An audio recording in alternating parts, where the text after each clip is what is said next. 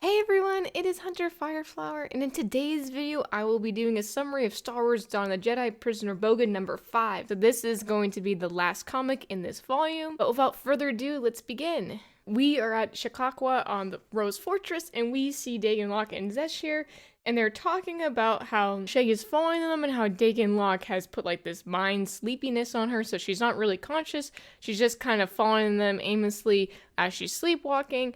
And Xesh is like, why are we bringing her here? Like, why do we actually need her? And Dagan is saying, oh, we need her as a bargaining chip. Then Dagan just barges in on Ox while he's hanging out with one of his chicks over here. And then basically Ox goes on to say, I never like you. No one ever did. And Dagan just says, you know, whatever. I am here to make an army because of Queen Hadia. You and all your people will follow me. Then Ox is like, follow you? You want people to follow you? That's crazy. If people knew that you were the one that killed her, they would never actually follow you.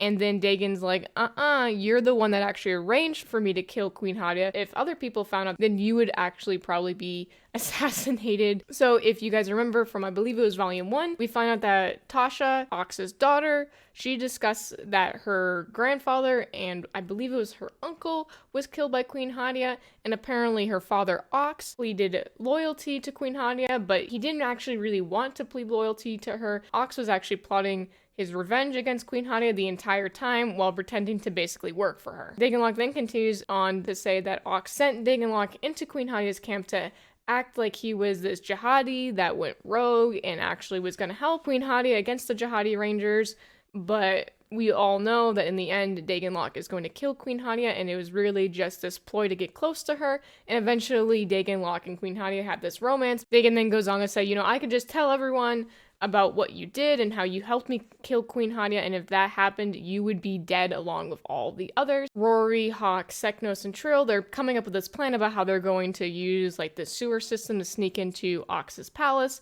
to stop Dagan Locke and Xesh and save Shae. And then they're sneaking in, and then at the bottom here, we see that Ox is like, listen, Dagan, I'm not going to help you. You're crazy. You're not going to leave this planet alive. And then we see the Rangers barging in on Ox, Xesh, and Dagan, and they're going to fight, but then Dagan Locke, he brings the ceiling down, and he has all these rocks thrown on the Rangers, and then Dagan, Xesh, and Shae then continue escaping, and Shae is still in this like comatose state. And the Rangers follow while Hawk is using the Force to keep the rocks up so sek'nos and Rory can go chase after them. And then we see Xesh over here meditating with Shae, still kind of in this comatose state, and Xesh is looking for sek'nos. He wants sek'nos, and I believe he's trying to like draw sek'nos to him so that he can just 1v1 him and take him out really quickly. sek'nos thing is in this huge rage, basically saying, you know, you have to surrender now peacefully or I'm going to kill you. What did you do to Shae? I can't feel it for the Force. It's kind of like Shae's almost dead. And then Xesh is like, I didn't do it. It was Dagan Locke that actually did this to Shae. I didn't really want this to happen to Shae. And sek'nos is like, why are you teaming up with Dagan Locke? He's evil, you know, come back. And then Xesh retorts saying, you know, he gave me freedom while the Jed'aii just basically made me another prisoner, another slave. And Xesh just uses this Force lightning, and Trill goes over to save sek'nos, and she's just like, oh, poor sek'nos. I'm not sure if it's an act or if she actually cares about sek'nos. I'm thinking it's more of an act.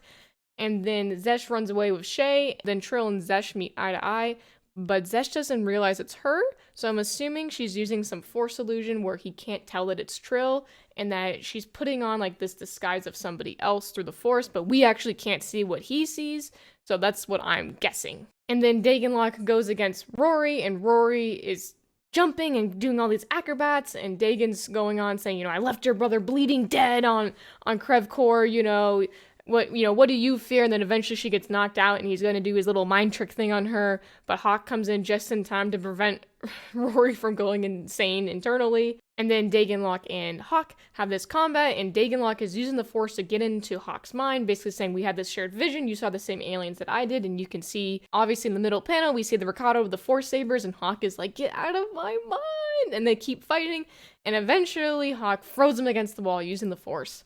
Dagan Locke then goes on to tell Hawk that, you know, you always been lying to yourself, you lied to yourself and the council just so that you would be free of this vision, but you and I both know that this is true. These aliens are going to come, and the only way that we can prevent the Rakata and these aliens is to actually arm ourselves with the dark side. We can't have balance. The alien army is coming. Xesh is their slave. Just imagine what the Rakata are going to be when they come. And Hawk is like, that's crazy, are we going to forsake balance?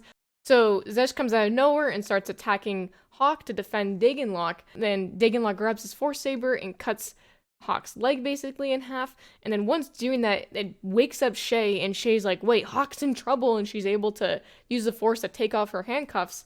And then she grabs the Force Saber, and then she starts defending Hawk. Dagonlock orders Xesh to kill her, but Xesh refuses and just says, surrender, Shae, just surrender. Shae then tells Xesh, do you want to be Locke's slave? You're going to be his minion, and there's more to the Force than just the dark side. Come follow me. We'll bring you back to balance. There's more than just this dark side power. You can have more. You have to choose who you want to be. Then Dagonlock had enough of this. He force pushes Shae against the wall and then commands Xesh to kill her. And Xesh literally just slashes him with a lightsaber, basically saying, I will never kill on command again. I am no longer a slave to anyone. And then Dagonlock just grabs him in the head. And he's just like, oh, what are your greatest fears? So we knew this was going to happen, where Xesh and Dagonlock were going to come at each other. And so Dagonlock's going to do his little mind trick things on Xesh to make him go insane. But it doesn't work. We see Dagonlock going into the insanity and the madness. And I'm assuming it's just because Xesh has gone through so much traumatic experiences before, so much anger, hate, and just darkness, that it makes Dagonlock himself go crazy. Xesh is then going to execute Dagonlock, basically saying, you deserve death, you betrayed me and everything. And then Shae convinces Xesh, don't kill him, there's been enough death going on. Locke was once a great Jedi, maybe we can help him, bring him back to, the Jed'aii Council, maybe with your help. And then Shae and sek'nos meet up, and they have this hugging session. They're like, oh my god, I thought you were dead. Oh, I thought you were dead too, type of thing. Everyone's happy. After all the fighting's over, they got all the Rangers together, and they all returned back to Typhan to fix up their wounds and basically tell the Masters. And we see Trill's spaceship taking off into space. And now we're back on a Xesh on Typhan a week later. And then we see Master Katu with Hawk, and Hawk is looking at the Rakata skull, just pondering on it. And then we see a recording of Dagonlock at his sentencing after his trial. Dagonlock basically saying, my vision's coming true, you will summon me back to save you guys. You guys are making a terrible mistake, the balance will never save you guys from the Rakatan Empire, only darkness will save you. And then Dagonlock then also says, ask Hawk, he has seen the same vision as me, it's coming true, he knows what he really saw in that chasm, he is lying to you. Then Master Katu asks Hawk, is that true? Did you actually have this shared vision?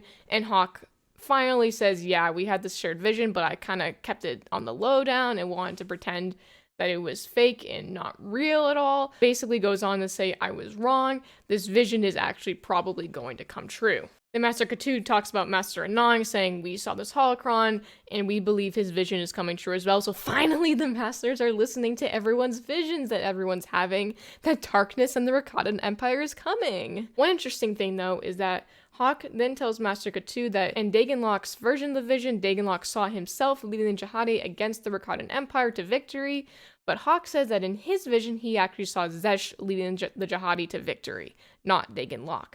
So I'm assuming that we're going to probably see Xesh leading the Jed'aii, and maybe he'll become a Jed'aii master. I don't know. Master Katu then goes on saying that Xesh has agreed to undergo Jed'aii training, and he's going to basically go to the light side, and he's going to tell the Jed'aii everything he knows about the Rakatan Empire, their technology, everything about them. In addition, the Jed'aii are going to start making Force Sabers so that they can actually fight the Rakatan Empire and be ready for them. We then see Trill on this foresty planet, and she has this little honing droid looking device thing, and she's sending a message to sek'nos, the Rakata, basically saying, I found the planet Typhon. Xesh survived the crash. This planet is so rich in force energy. Trill goes on to say that Xesh is going to learn everything about the Jed'aii, and especially their weaknesses. And apparently Xesh is a spy for sek'nos, but he doesn't actually know it or remember it, and his memory is slightly being blocked. And sek'nos just says, prepare the fleet, and we see this giant Rakatan fleet going to go to Typhon to take over the entire system. But yeah, guys, that's it for this video, and this is the complete second volume, so I'll be uploading the entire third volume as well. That's another 5 more comics, so look out for those videos, and we'll see what actually is going to happen. I'm assuming the Rakatan are going to fail and not win in the end, because the Jedi are still a thing in the future, But we'll find out what's going to happen. Xesh has this mind prison thing where he's actually a spy for sek'nos, but he doesn't know it and his memories are being blocked. So maybe we'll discover how that's happening, how is that working, and I'm assuming Xesh is going to maybe break out of it. Maybe he'll actually start fighting the Jed'aii and join the Infinite Empire. I don't know. And obviously Trill is still on the Infinite Empire side, so we'll find out what's actually going to happen in the next volume. But anyways, guys, if you want to see similar content to this, please subscribe and hit the bell notification.